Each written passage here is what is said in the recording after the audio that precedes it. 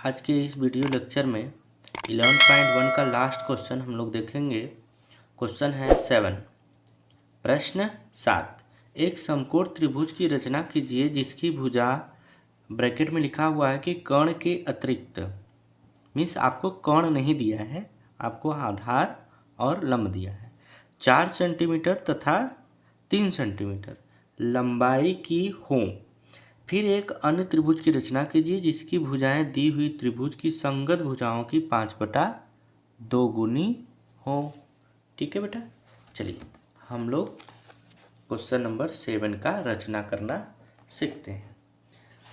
तो आप क्या करेंगे कि आपको सर्वप्रथम एक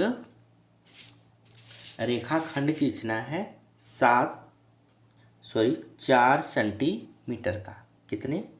4 सेंटीमीटर का एक रेखाखंड खींचा। कितने सेंटीमीटर का? 4 सेंटीमीटर का। इसका नाम आप दे दीजिए BC। 4 सेंटीमीटर का BC एक रेखाखंड खींचा। ठीक है। फिर आपको एक बात बोला है कि ये समकोण त्रिभुज है, तो हम लोग B पे 90 डिग्री का कोण बना लेते हैं।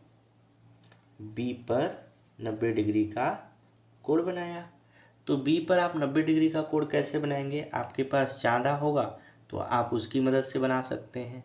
मेरे पास नहीं है तो हम प्रकार की मदद से बना लेते हैं। आप भी सीखिए कैसे। आप एक चाप लगाइए, कोई भी दूरी लेकर के, कोई भी त्रिज्या लेकर के। ठीक है। फिर आप देखिए कि ये जो चाप हम लगाए हैं वो BC को एक बिंदु पर प्रतिच्छेद कर रहा है।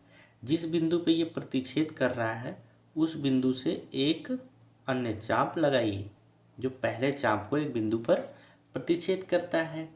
तो आप फिर क्या करेंगे कि इस जो आपको ये बिंदु मिला हुआ है, ठीक है, ये 60 डिग्री का है।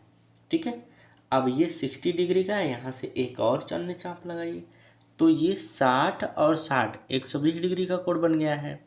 ये 60 और ये भी 60 है, तो इस 60 का हम अर्धक कर लेते हैं। 60 का आधा का मतलब हो जाएगा कि सर ये बन कितने का जाएगा? अर्धक का मतलब आधा।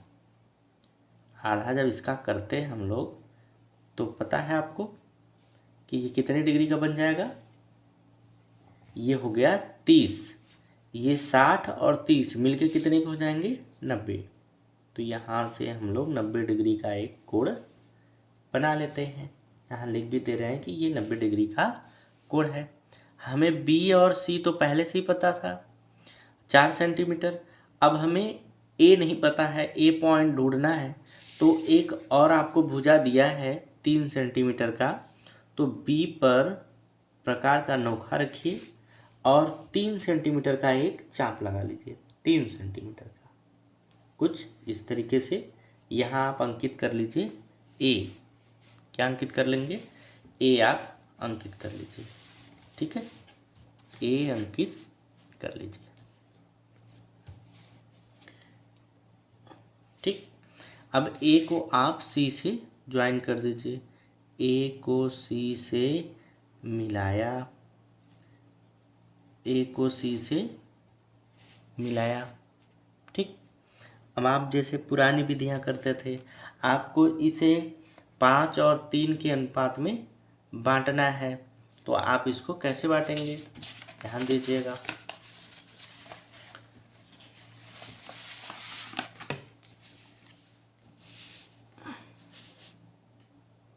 ठीक। अब आप B से एक न्यून कोण बनाती हुई रेखा खींच लेंगे, किरण भी आप इसको कह सकते हैं। ठीक है। अब आपको 5 और 3 के अनुपात में इसे बांटना है, तो मैं कहूँगा कि आप ये अंश है आपका और ये आपका हर है। तो मैं बोला आपको इसके पहले वाले वीडियो में भी कहे थे आपको कि इस अंकों में, इस भिन्न में जो सबसे बड़ा है उसको लेना है, अंश बड़ा हो या हर बड़ा हो। बड़ी संख्या को आपको लेना है तो बड़ी संख्या, बड़ा अंक आपको 5 मिल जाएगा। फिर आप आएंगे हर से इसको मिलाएंगे, हर आपका 3 है। फिर आप लास्ट में अंश पे जाएंगे तो अंश आपका कितना है? अंश है आपका 3। ठीक है। तो आप सबसे बड़ा वाला अंक ले लीजिए, 5 है। तो आप जो किरण खींचे थे, इसका नाम कुछ BX करके दे दीजिए। तो इसे आप 5 बराबर भागों में चाप लगा लीजिए कुछ इस तरीके से, 1 2 3 4 5। ओके, ये हम इसका नाम भी देते रहे, B1 B2 B3 B4 और B5। ठीक है, तो अब देखिए हम कहे बड़े से आपको चाप लगाना है, बड़े से आपको चाप लगाना है, हर से आपको मिलाना है, फिर उसके बाद अंश से जो काम करना है वो आपको बताया जाएगा। ठीक, चलिए, तो मिलाना किससे है? हर से। हर है 3, तो 3 चाप आपको कहाँ मिलेंगे? 1 2 3, तीसरा चाप आपका यहाँ है, तो इसको C से ज्वाइन कर लीजिए कुछ इस तरीके से। ठीक है, चलिए आगे बढ़ते हैं। अब आपको क्या करना है कि ये जो आपका B5 है, AC और B3 के समांतर आपको B5 से एक रेखा खींचनी है। तो हम पहले BC को थोड़ा सा बढ़ा लेते हैं। ठीक है, कुछ इस तरीके से, क्योंकि आपको पता है कि अंश बड़ा है, इसलिए दिया गया जो त्रिभुज है, जिस त्रिभुज की हमें रचना करनी है, वो त्रिभुज आपका बड़ा बनेगा। तो आपको समांतर किसके खींचना है? B3C के समांतर B5 से एक रेखा। तो आप कैसे खींचेंगे? यहाँ B5 पे प्रकार का नोखा रखिए, एक चाप लगाइए, आपकी जितनी इच्छा हो उतना प्रकार में दूरी लेकर के। ठीक है, तो हम कुछ इतना, और जितना आप यहाँ चाप लगा रहे हैं प्रकार में दूरी लेकर के, उतना ही आपको प्रकार में दूरी लिए B3 पर रख करके चाप लगाना होगा, कुछ इस तरीके से। अब आप इन कोणों को मापेंगे कि इसका कोण कितना है, कुछ इतना है, यहाँ से भी इसका कोण माप लीजिए। यहाँ पे एक पॉइंट मिला आपको, एक पॉइंट यहाँ, इनसे होते हुई एक रेखा खींच लीजिए। ठीक है, ये ठीक। अब इनका नाम दे दीजिए, BC था, इसको C डॉट नाम दे दीजिए। ओके, अब आपको C डॉट से AC के समांतर एक और रेखा खींचनी पड़ेगी, इसको थोड़ा सा हम लोग बढ़ा लेते हैं क्योंकि बड़ा त्रिभुज बनने वाला है इसलिए। तो चलिए, इसके समांतर आपको एक रेखा खींचनी है, तो यहाँ पर प्रकार लीजिए, कोई भी दूरी लेकर के एक चाप लगाइए, और जितना दूरी आप वहाँ लिए थे उतना एक दूरी यहाँ लीजिए, एक चाप लगाइए। इनका आप कोण माप लीजिए, वही काम बार बार करना है। ठीक है, ओके, कुछ इतना इसका कोण है, इतना इसका भी आप कोण ले लीजिए। तो आपको तो एक पॉइंट यहाँ मिला, एक पॉइंट यहाँ, इनसे होती हुई आपको खींचना है एक किरण, एक रेखा खींच लीजिए। ठीक है, कुछ इस तरीके से ये। ठीक, तो आप यहाँ नाम क्या दे सकते हैं? यहाँ आप नाम दे दीजिए A dot. Okay, A dot नाम दे दीजिए, जहाँ एक दूसरे को ये प्रतिच्छेद कर रहे हैं। तो आप देखेंगे कि आपका त्रिभुज बन करके तैयार हो गया। A dot B C dot आपका अभिष्ट त्रिभुज है। आपको रचना के चरण भी लिखने को आते हैं, इसलिए हम आपको रचना के चरण भी लिखवाते रहे। ठीक है, चलिए, तो ध्यान दीजिए।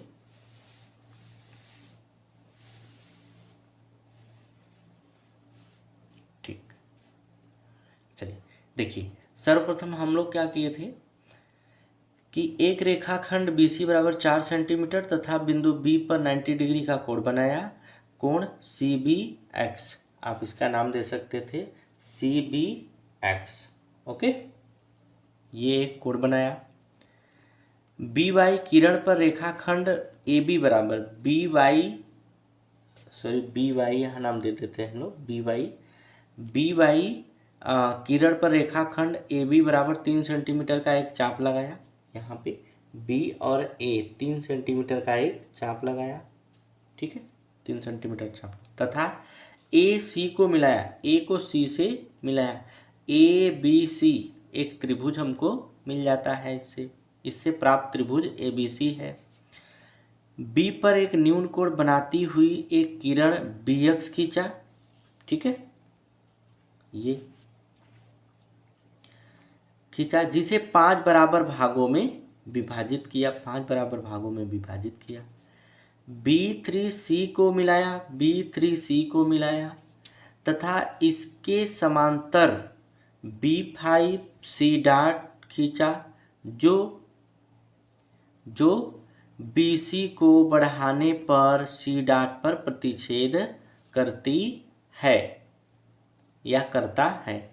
इसी प्रकार AC के समांतर रेखाखंड ए डॉट सी डॉट खींचा, जो ए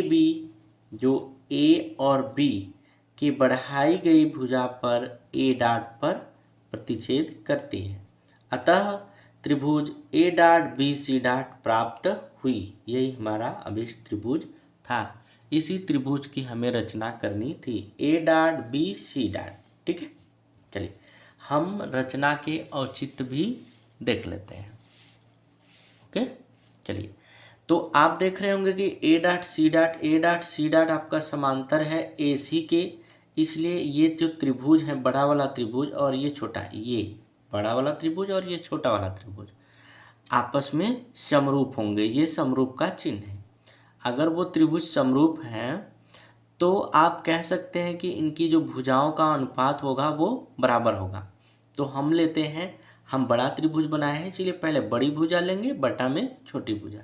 पहले बड़ी भुजा लीजिए, ए डॉट बी कहाँ है, ए डॉट बी बड़ी भुजा, फिर ए बी बटा में, फिर आइए इधर से ए डॉट बड़ी भुजा, ए डॉट सी डॉट बटा के ए सी छोटी भुजा हो गई बटा में, फिर इधर आइए बड़ी भुजा बी सी डॉट बटा के बी सी, ठीक है, समीकरण 1 नाम दे दीजिए। आगे आइए, इसी प्रकार आप देख रहे होंगे कि ये जो हमारा है B5C डॉट और B3C, ये क्या है B3C, यहाँ 3 होना चाहिए, 3 आपका क्या है, समांतर है ये दोनों। इसका मतलब ये हो गया कि त्रिभुज ये छोटा वाला और ये पूरा बड़ा वाला आपका क्या होंगे, समरूप होंगे। तो हम कह सकते हैं जब समरूप हैं सर, तो इनकी जो बड़ी भुजा होगी बटा के छोटी भुजा और इसकी जो बड़ी भुजा होगी बटा के छोटी भुजा के अनुपात के बराबर होंगे। तो लिखेंगे B5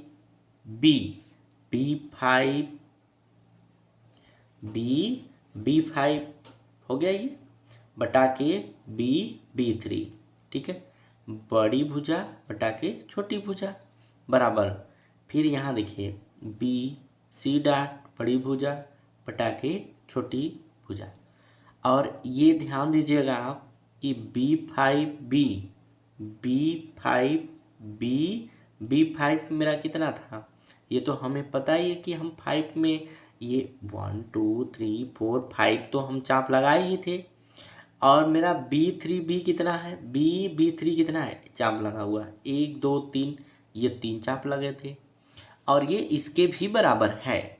तो ये समीकरण 1 में भी है, देख लीजिए, ठीक है। तो हम क्या कहेंगे कि समीकरण 1 व 2 से आप ये जो वैल्यू है यहाँ पे रख देंगे, तो ये तीनों 5/3 के बराबर होंगे, ठीक है। Okay, thank you.